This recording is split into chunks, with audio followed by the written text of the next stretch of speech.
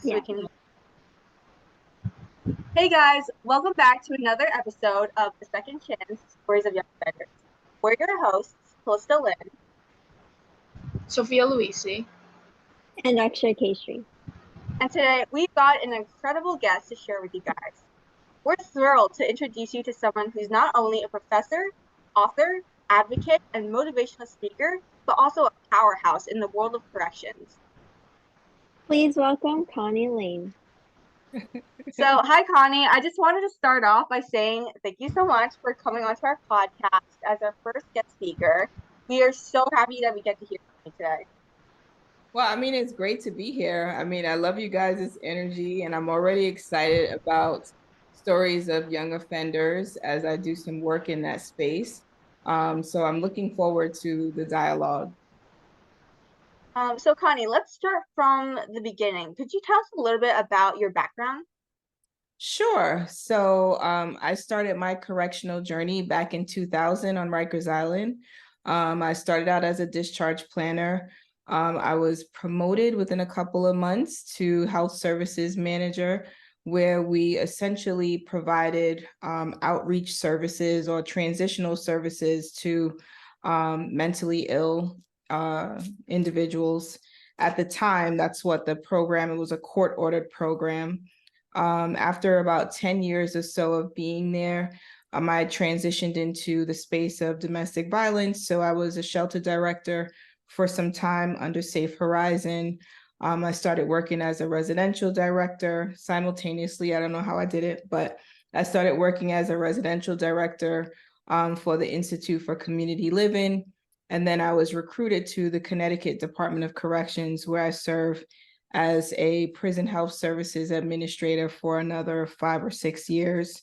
And then when I kind of transitioned out the industry a little bit, not much, I created the Civilian Corrections Academy, where we provide training to non-uniform staff who work in the correctional environment, really just trying to infuse some soft skills, some of everything that would be required as a non-uniform staff who would go into the environment to work, whether they're working with youthful offenders or working with adults or mentally ill individuals. Anytime you're working with a marginalized population, it's important that you have some requisite training before you engage.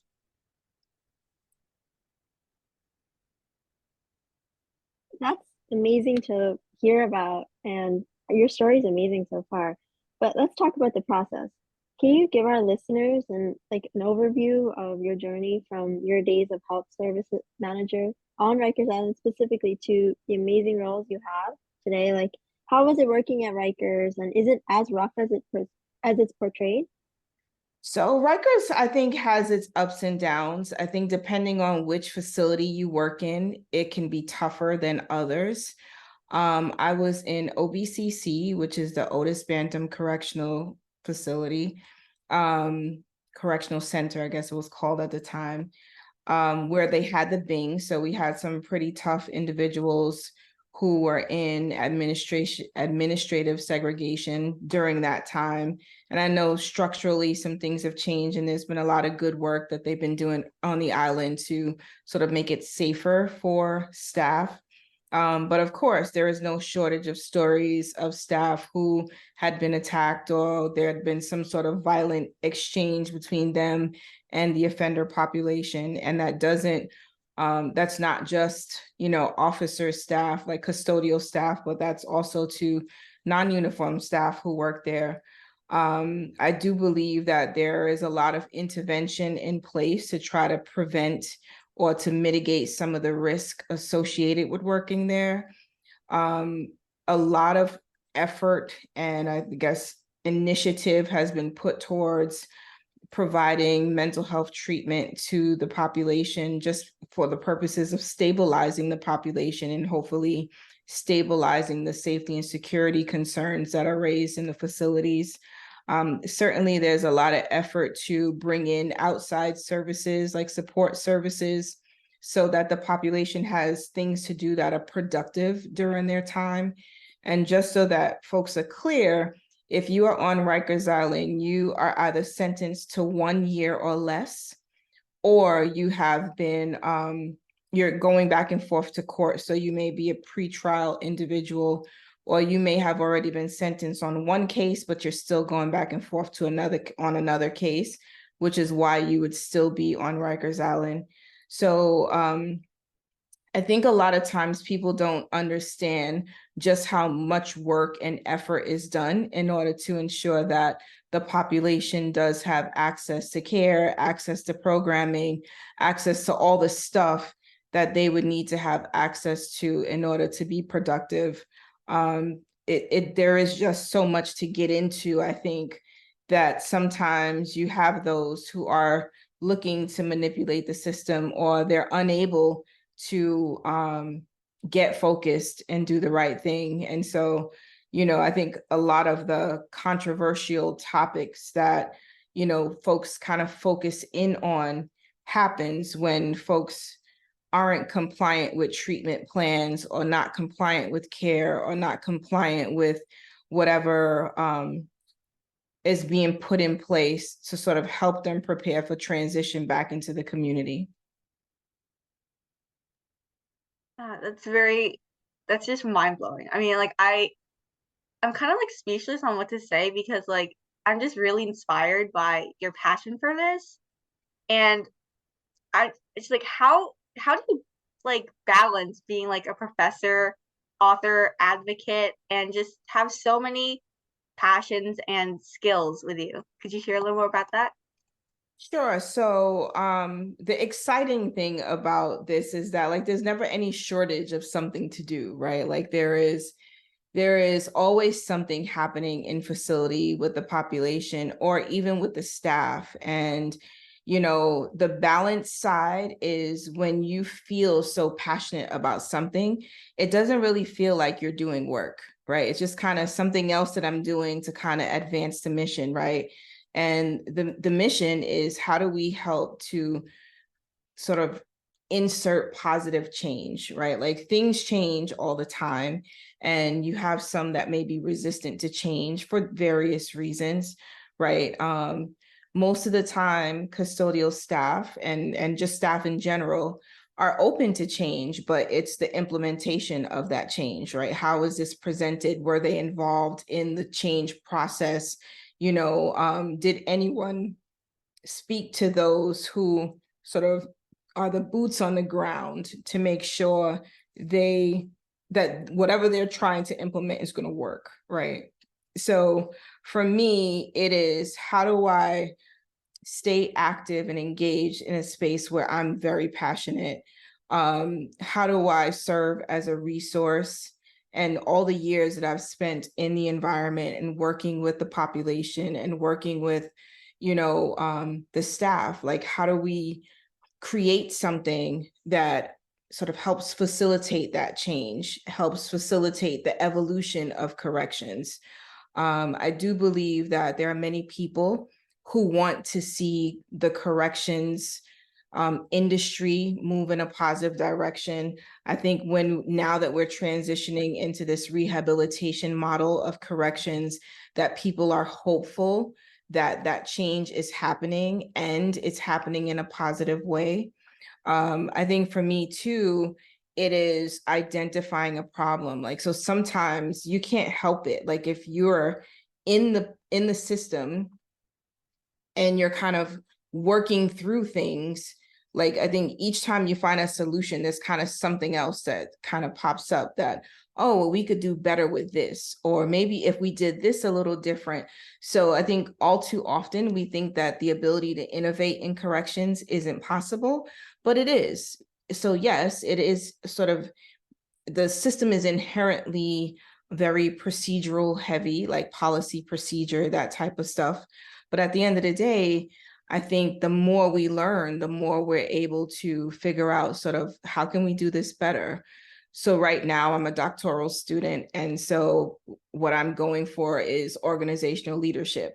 And so when we look at ways that we can examine a culture and what are those barriers to us making change, I think that's where we begin to really see that, you know what, there are things we could be doing differently. There are things that we could be doing better that are still within the policies, the procedures, and the administrative directives that essentially govern the way we operate behind the wall.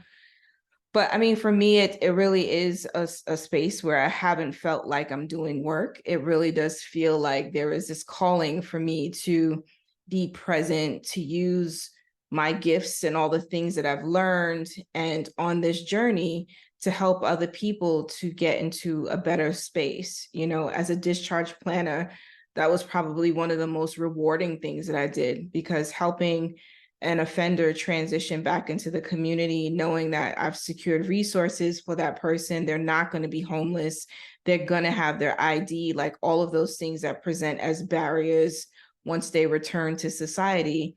Like if I can somehow prevent that from being a reason why they're not successful, to me, that's the win. And I think it's the same thing with everything else that I've done, you know, whether it's the Civilian Corrections Academy, where I have staff who are not getting hurt because they have greater insights into the environment. For me, that's a win. When I get to hear, hey, Connie, you know what? If I didn't know this, I wouldn't have been able to do this thing in the facility. That's a win for me. And it's like one person at a time. However that difference shows up, I'm just glad to be able to make it. I think the wins are definitely probably exciting, and it sounds really exciting. It's really interesting and intriguing how you seamlessly balance your roles as a professor, author, and advocate. But to shift forward, could you elaborate on the valuable lessons you've drawn and applied from your extensive experience in corrections and the environment in general? And I guess I just want to add on to that question. Like, so at this stage, you know, being so experienced, you've helped so many people, and, you know, with the passion that you have, I guess, like, when throughout, you know, your career or life, I guess, did you realize, oh, like, we have to change, we have to do something different, this has to be reformed? Yeah, so all right, so there's a twofold question. So the first fold of it is really just, there's a point in your career when you have to acknowledge that what you're there for is greater than you.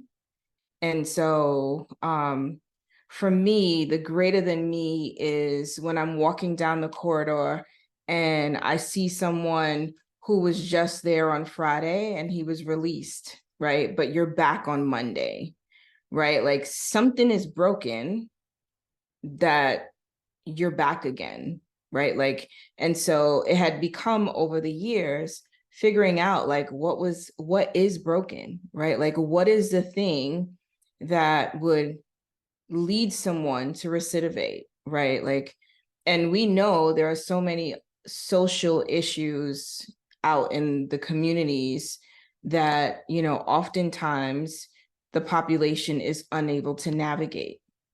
And so unfortunately, in the role previously, there wasn't sort of this community support available to the population. So like, so say for example, they find themselves in a crisis when they're in a community. They might not necessarily have someone who can help them make the decision, like, what should I do? Right. Like, I think, yes, in all actuality, they should be able to have good judgment and make these great decisions. But we also have to recognize that some of these folks are mentally ill. Some of them are compromised in other ways that prevent them from making sort of those good judgment calls. So I think when we're able to provide resources to them, it kind of helps to kind of bring them back, right? So I think for me, identifying that there was this calling, because no matter how I stepped away, so by day, I'm a senior manager for Raytheon Technologies, which is completely outside of corrections, right? So there's a separate hat that I wear where I'm dealing with military and commercial engines. And so it wasn't until I was able to step away that I could kind of see where some of these issues were, where we weren't kind of filling the gaps. So that's to answer your question on that part. Sophia, can you give me the second part about the fast forwarding. Yes. So can you like elaborate on valuable lessons that you've applied from your experience in corrections and just the environment in general? Absolutely. So one thing that I could say is a valuable lesson is that you cannot allow fear to prevent you from doing the things that you need or want to do. Right. Like, so I feel like when I first stepped into corrections, I was very quiet. I was soft spoken. I wasn't very, like, I was just there to do a job and I wanted to go home. And it's not really the environment where you could be quiet. Right. So, like, I almost feel like I found my voice in corrections where, here it is, you have an offender saying something to you that they shouldn't say. I had more seasoned officers that would say, hey, Connie, come here, let me talk to you a minute. And it's like, why? What happened? Well, why didn't you stop that inmate from saying what he said? Or why didn't you do something? And I'm like, what am I supposed to do? Right. So it's almost like that sort of coming of age where you find your voice, you figure out how to assert yourself. And then when you step out of this environment where there's this constant threat of violence, right? It may not always happen, but it's there. And you learn how to survive. You learn situational awareness. You'll learn all these things that are transferable in life, right? Like, how do you manage difficult personalities? You have tons of them that you engage with from day to day in a facility. And now when I step into the corporate world, it's kind of like, that's not really an emergency. Like, it really just helps you keep in perspective those things that are truly urgent and emergent versus those things that are not. And how do you have difficult conversations? I've had plenty of difficult conversations, whether it be with the inmates, with their attorneys, with their families who are calling hostile, like whoever it is. You learn to have those conversations and you don't shy away from them. So for me, I think a lot of those lessons are, you're faced with a situation where you might feel uncomfortable, right? But you also know that you have the tools you need to navigate the conversation. Because sometimes you don't know necessarily what you don't know, right? But do I have certain tools in place so that I can manage whatever situation presents itself? And I think those are some of the lessons that I brought out of corrections that kind of put me in this space where I'm not fearless to walk through the door. I'm not fearful to walk through the door. I'm not fearful to sit at the table, right? A lot of times people go into meetings, they want to sit in the back against the wall. They don't want to be part of the conversation. And in corrections, I've learned to, yes, you step up, you speak up, you go to the table because your voice is required there. A lot of times we feel that our voices are optional. And I feel that in this space where I have all of this experience and this knowledge and the insights, that me being at the table isn't optional, it's a requirement of myself. And so I think as you transition through and you take the lessons you learn from the environment, I learned how to advocate, right? Like, how do you identify those win-win situations? And sometimes there isn't always a trade-off, right? Sometimes it's just the right thing to do, whether it's a trade-off or not, right? And identifying ways to ensure that in this advocacy, that I'm looking at it from multiple perspectives. So coming from corrections, it's really made me very objective in my approach to situations and to problems that are presented, and really open the door to what are all the other things that I could be doing with these skills that I've acquired.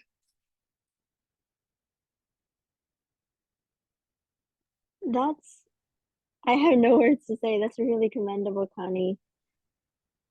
It's awesome how you've helped so many civilian and correctional people in both these industries, and that's really awesome. But can you share the experiences or specific moments that shared or sparked this passion within you? And also, can you also share one instance really that you knew you changed someone else's life? So a specific story with a specific incarcerated individual, or something that you worked in the Rikers Island and you walked out knowing, oh, I just changed this person's life. Can you share that? Sure. So I remember there was an instance where there was a guy who, he was preparing for release. We had done all these things to get him ready. And he was sitting at my desk and he's like, Miss Connie, I can't leave. And I said, what do you mean you can't leave? Like, you go home in a couple of days. And he was like, Miss Connie, so this is how this is dated, right? So you guys don't judge me. But he says, Miss Connie, they don't have tokens anymore. They have Metro cards. I don't know how to use a Metro card, right? And I'm thinking to myself, wow, like this is really a concern, right?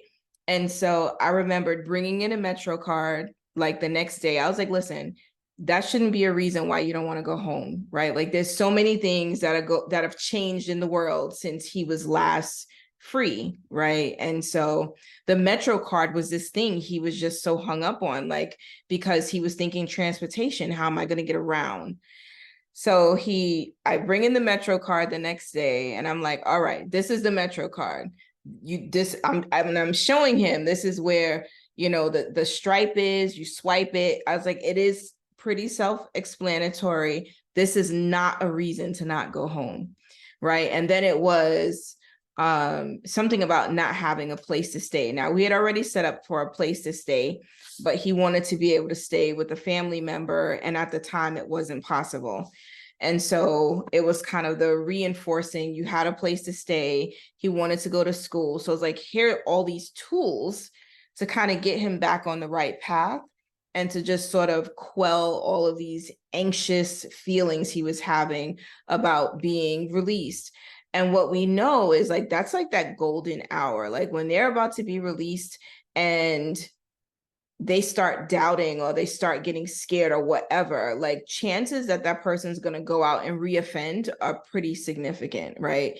And so to have given him all the stuff he needed to not come back was just like everything for me. And so the moment he left, I remember saying like, I wish you all the best.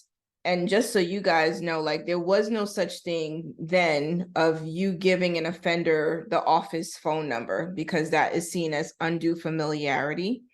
And so once an inmate leaves, like they shouldn't be in contact with a staff person again. They should be seeking support outside because we didn't offer services outside of Rikers Island.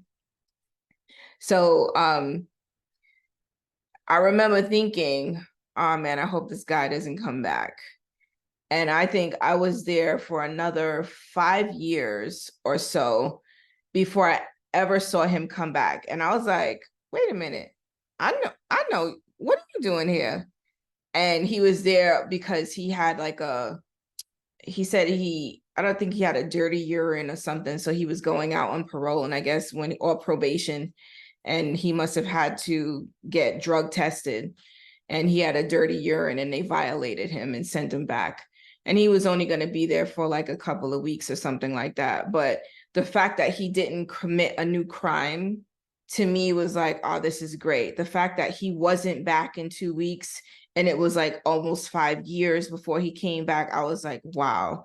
You begin to see that the work and the effort that you put in is all worthwhile, even though you may not see the outcome right away.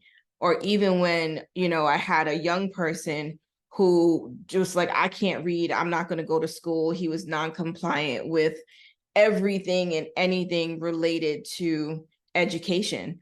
And I remember talking to him and he's like, Miss Connie, you the one with the job, and I'm like, yeah, I might be the one with the job, but you could be the one with the job also. But what that requires is for you to, at minimum, have a high school diploma. And like he would show me his papers, like he would be walking towards the school and being able to know that I could motivate someone to actually go to school and see the outcome, right? Here it is, a year later, he's going through graduation. To me, that's where the win is, that you can see the work you're doing is not in vain. Your advocacy for these people is so commendable and so like mind-blowing, and it's like hard to put it into words how like we can just tell how good of a person you are and how you care about this, and it's so cool to see other people like care so much about this world. And actually, I'd like to add on to that. Sorry about that. So this instance is actually really, I guess, intriguing because I feel like a lot of people's stories really aren't heard. And I just wanted to thank you for the opportunity to tell us that, because I feel like this is one step towards having everyone's voice heard, especially the formerly incarcerated, as you know, so like there's so much stigma surrounding them that, you know, many times people don't want to listen to what they have to say, or people fear what they have to say. But you know, like with your perspective, I think that really changes things. So honestly, that sounds amazing. Good luck with everything. And Thank honestly, thank you so much for joining us today, you. You're welcome. and sharing your insights and perspectives. You know, I think your journey really exemplifies resilience and dedication, and we're truly honored to have had you as a guest on A Second Chance: Stories of Young Offenders. Do you have any last messages you would like to share with our listeners? I would just like to say, you know, there's so much going on in the world of corrections, and this population does need support, right? Like, I mean, we talk a lot about prison reform and all the things that we could do differently, but, you know, a lot of times we don't always see the investment. We think that the investment always has to be a financial investment coming from, you know, the broader government. But really, it is an investment of the time and effort of the people who work with this population day in and day out. That is all the correctional professionals who are there supporting this population. Unfortunately, there's this narrative that no one cares. And there's more people who care than not. And if there's anything at all that I would want you all to take away from this, is that there are really great people doing amazing work to try to help this population successfully transition back into the community to have successful lives. And unfortunately, we don't always hear the stories of the people who are working really hard to make that happen, who are supporting them, who are, you know, going above and beyond to make sure that they don't come back. So if there are good news stories out there, I think unfortunately we gotta like dig for the good news stories, because it's the bad news stories that hit the newspaper, right? It's or the front screen of whatever social platform. It's never the good stuff that someone's doing. So I appreciate being able to be on the platform to highlight that there are really great people out there working to help this population be successful once they get back into the community. Great, thank you so much for that. To the listeners, thank you so much for joining us for another episode of A Second Chance: Stories of Young Offenders. Until next time, remember that your story is still being written and that there's always hope for a brighter future. See you guys next time.